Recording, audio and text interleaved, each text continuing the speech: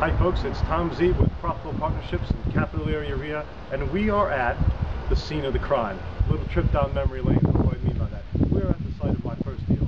Very first deal that I did together with my sister back in 2001, and we're in New York City. We're in Brooklyn, Bedford-Stuyvesant is the name of the neighborhood.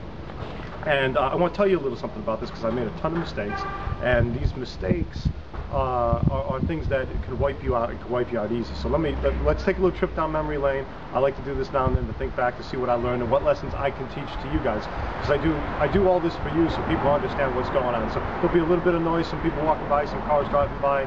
It's New York City. It's busy like that. So no problem. So what wound up happening? What was my first deal like? We bought a 6-unit building, again, New York City. And we wound up, it was full of professional tenants, and it wasn't properly set up as a proper 6-unit anyway. We didn't know that, we didn't understand it, we didn't know what we were doing, we didn't understand what was going on. We only had book knowledge at the time. We didn't have a mentor, we didn't have a course. I mean, it was basically a book you get at the bookstore, $20 book. That got us excited.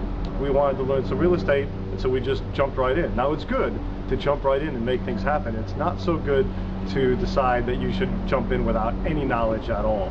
And basically what happened was I bought a place as a rental for cash flow, and I thought I needed cash flow. I wanted a little bit of money every month, but that wasn't really what my problem was. I was broke.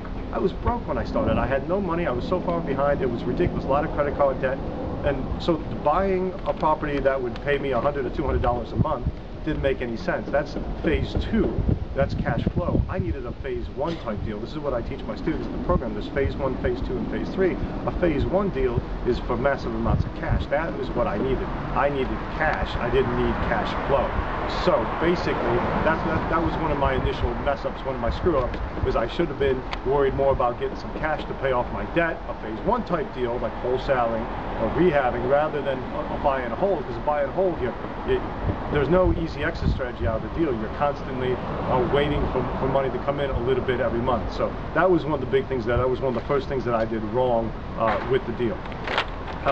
Now, another big problem that we had is I didn't have good control over my team. In fact, there was barely a team. There were a lot of different people involved. We had a realtor involved, we had a mortgage broker involved, we had an attorney involved, and you started to wonder what side was the team on? What side were they playing on? Most of these people were paid a commission upon the settlement of the deal. And that's good in some ways because there was no money out of my pocket at the beginning, but that means the deal needed to close. And this deal took many months to get done. There were a lot of complications. It was very difficult. And so you started to wonder what's going on with is this going to close? And there was a certain point where it probably shouldn't have closed. We shouldn't have been allowed to buy the deal for a number of different things, both the way it was set up, but also our financial situation. But nobody was going to walk away from it because then they wouldn't have been paid for their time. So whose side was my team on? Were they really playing for me? Were they my team on my side or not? That was one of the big problems, one of the big mess ups that I made. So what happened once we finally bought the place? It was a mess. It was basically full of professional tenants.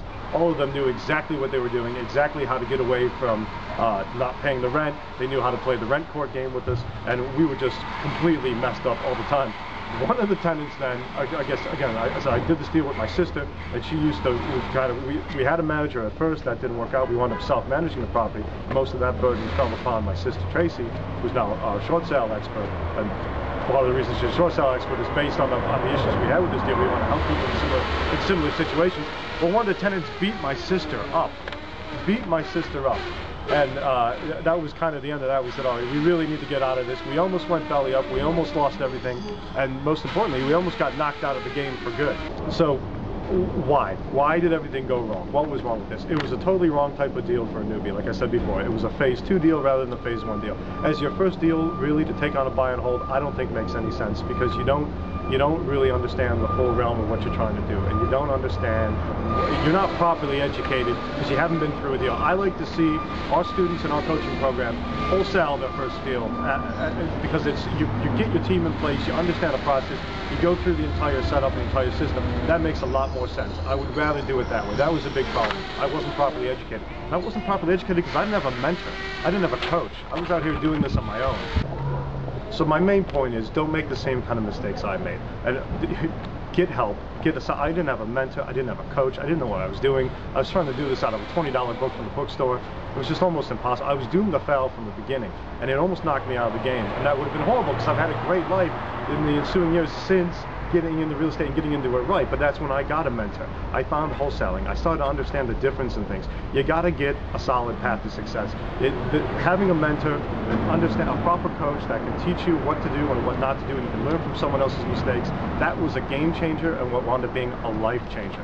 So look, folks, you've heard it said before, success leaves clues. Well, you know what? So does failure. Success and failure both leave clues. But I don't repeat failure. I repeat success.